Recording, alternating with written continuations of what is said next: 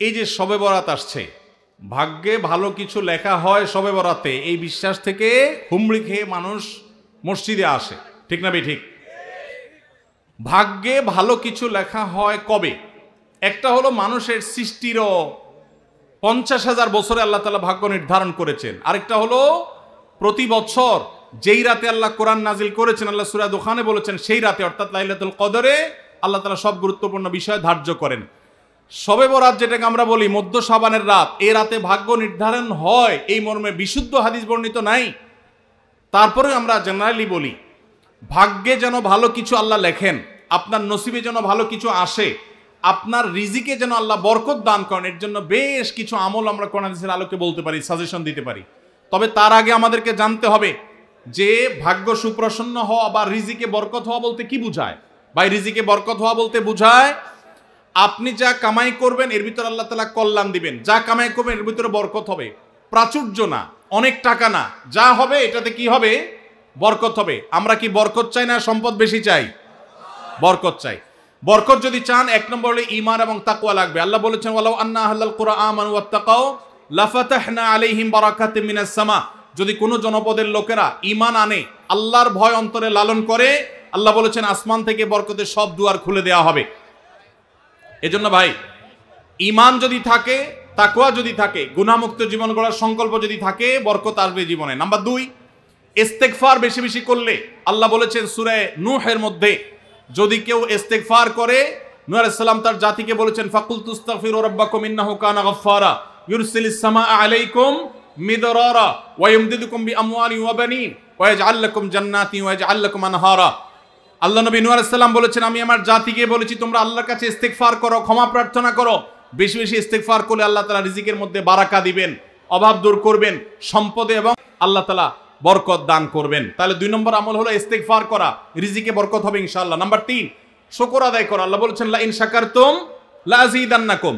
আপনি কোনো কিছু পেয়েছেন আলহামদুলিল্লাহ বলেন, যা পাইছেন শুকর আদায় করেন, আল্লাহ নেয়ামত বাড়ায় দিবেন। নাম্বার 4, দান সাদাকা করা। আল্লাহ তাআলা বলেছেন ইয়ামহাকুল্লাহুর রিবা ওয়া ইউরবিস সাদাকাত। আল্লাহ সুদকে ধ্বংস করবেন, তবে সাদকা এবং দান এটাকে আল্লাহ তাআলা বাড়িয়ে দিবেন। এই জন্য কেউ যদি দান করে আল্লাহ তাআলা তাকে কি দেন? বরকত দান করেন তার রিজিকে। তারপরে 5 নম্বর হলো আত্মীয়তার সম্পর্ক রক্ষা করা। নবীজি সাল্লাল্লাহু আলাইহি সাল্লাম বলেছেন মান সাররাহু আন ইউবসাতা লাহু ফি রিজকিহি আও ইউনসালাহু ফি আথারিহি ফালিয়াসিল রাহিমা।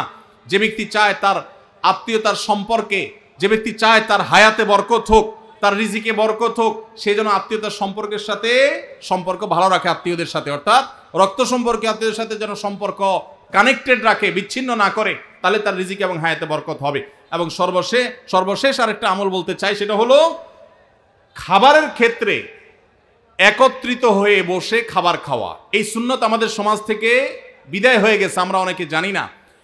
আবু দাউদের একটি হাদিস বর্ণিত হয়েছে, নবীজি সাল্লাল্লাহু আলাইহি সাল্লামের কাছে এক ব্যক্তি বললেন হে আল্লাহর রাসূল, আমরা খাই কিন্তু অনেক খাওয়ার পরেও পরিতৃপ্ত হই না, পেট ভরে না, খাবারের চাহিদা পরিপূর্ণ মিটে না, কারণটা কি? নবীজি সাল্লাল্লাহু আলাইহি সাল্লাম বলেছেন তোমরা সম্ভবত আলাদা আলাদা প্লেটে খাও, আলাদা আলাদা সিঙ্গেল খাও।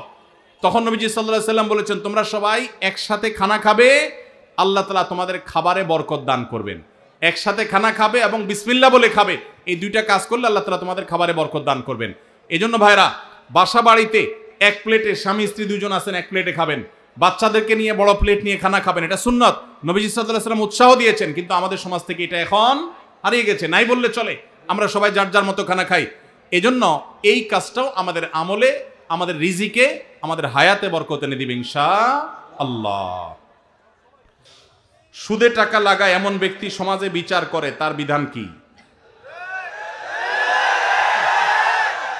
সুদে টাকা লাগায় এই রকম আসামি থাকলে তার নিজেরই তো বিচার করা উচিত, সে আবার কিসের বিচার করবে? মুসলমানদের সমাজে হারামখোররা কখনো বিচারকের আসনে বসতে পারা উচিত না। মুসলমানদের উচিত এগুলোকে সতর্ক করা, এগুলোর ব্যাপারে সতর্ক থাকা। আল্লাহ আমাদেরকে তৌফিক দান করুন। যে সমস্ত মানুষ হারামের সাথে খুল্লম খোলা সম্পর্ক, মুসলমানদের সমাজে কিভাবে তাদেরকে বিচারক হিসেবে ডাকেন? আর ভালো মানুষের কি অভাব পড়ছে এলাকায়? সুদখোর ছাড়া ভালো মানুষ কি নাই এলাকায়? তাহলে কেন সুদখোরকে দিয়ে বিচার করতে হবে? যে আল্লাহর ভয় যার মধ্যে নাই, সে কিভাবে ন্যায়সঙ্গতভাবে বিচার করবে? কিভাবে আশা করা যায়? আল্লাহ আমাদের ভাইদেরকে সবাইকে হেদায়েত দান করুন। যারা সুদের কারবারে জড়িয়ে আছেন, আল্লাহর ভয়ে হারাম থেকে সরে আসুন। আইডি কার্ড ও পাসপোর্ট বানানোর কাজ করা হালাল নাকি হারাম? আইডি কার্ড বা পাসপোর্টের কাজ, অর্থাৎ কারোর আইডি কার্ড পাসপোর্ট লাগবে, সেটার জন্য কাগজপত্র রেডি করলেন, অনলাইনে ফর্ম ফিল আপ করে দিলেন, এসব কাজ টাজ করে আপনি ফি নিলেন, এটা জায়েজ আছে।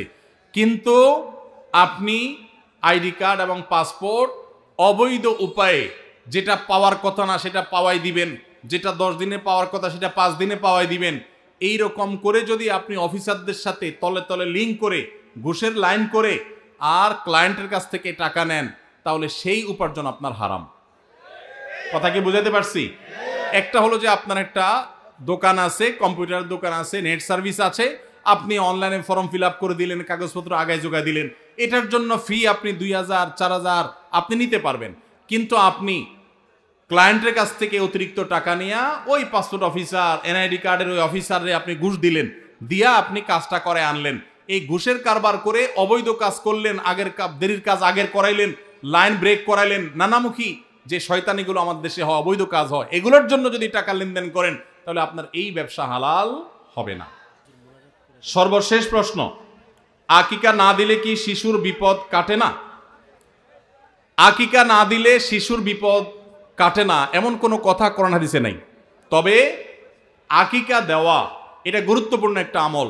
আল্লাহ কাউকে পুত্র সন্তান দান করলে 2টি ছাগল, আর কন্যা সন্তান দান করলে 1টি ছাগল জবে করা, এটা নবীজি সাল্লাল্লাহু আলাইহি সাল্লামের সুন্নাহ। এটা জন্মের 7ম দিনে, না হলে 14তম দিনে, না হলে 21তম দিনে করবেন। সেটাও যদি কোনো কারণে না হয়, পরে যে কোনো সময় করলেও আদায় হয়ে যাবে। এমনকি কারোর শিশুকালে যদি আকিকা দেওয়া না হয়, বড় হওয়ার পরে তার আকিকা দিলেও আদায় হয়ে যাবে। এই আকিকা এটা না দিলে যে বিপদ কাটে না এরকম কোনো কথা নাই। তবে হ্যাঁ, বিভিন্ন হাদিসে নবী সাল্লাল্লাহু আলাইহি সাল্লাম বলেছেন, কুল্লু গুলামিন মুরতাহানুন বিআকিকাতিহি, বাচ্চার এটা আকিকার উপরে সে অনেকটা ডিপেন্ডেন্ট থাকে। এই হাদিসের ব্যাখ্যায় অনেক মুহাদ্দিসরা বলেছেন, আকিকা না দিলে, আকিকা দেওয়ার ফলে সে বিভিন্ন ক্ষয়ক্ষতি থেকে বেঁচে থাকতো। অনেকে বলেছেন শয়তানের কুমন্ত্রণা থেকে বেঁচে থাকে আকিকার মাধ্যমে, এটা থেকে সে আর বাঁচতে পারে না, ওই ক্ষতি তাকে স্পর্শ করার সম্ভাবনা থাকে। তবে কেউ আকিকা দিতে পারলো না, অন্য কোনো আমল করলো তার সন্তানের জন্য, আল্লাহ তাআলা তাকে সেভ করতে পারেন। এমন কোনো কথা নাই যা আকিকা না দিলেই তার সন্তানের বিপদ কাটবে না। তবে আকিকা দেওয়া উচিত, এর মাধ্যমে সন্তান নানাভাবে উপকৃত হয়, নানাভাবে সেভ থাকে, নিরাপদে থাকে। আল্লাহ আমাদের যাদের সামর্থ্য দিচ্ছে তাদেরকে আমল করার তৌফিক দান করুন।